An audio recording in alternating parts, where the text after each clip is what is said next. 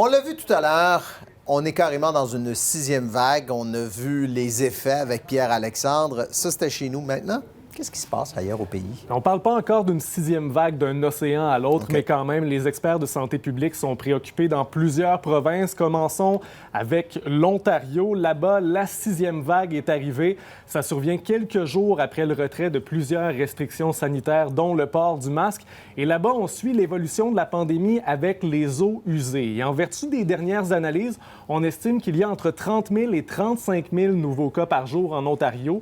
On est encore loin du pic de janvier dernier à 130 000 nouveaux cas par jour, mais quand même, on constate une augmentation. Et on constate également une augmentation au chapitre des hospitalisations. Voyez, 22 d'augmentation dans la dernière semaine. Or, en nombre absolu, il y a moins d'hospitalisations COVID en Ontario qu'au Québec. En Alberta, le sous-variant BA2 représente désormais 70 des nouvelles infections.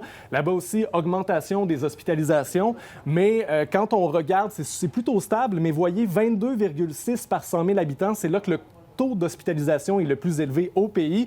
Et je termine mon tour partiel de la Colombie avec la Colombie-Britannique. Oui, donc BA2 est majoritaire là-bas depuis au moins 2 semaines. La situation est relativement stable dans les hôpitaux, mais on craint une certaine augmentation dans les prochaines semaines. Là-bas, le port du masque n'est plus requis et on devrait lever le passeport sanitaire le 8 avril prochain. Merci Jean-François. Bonne soirée.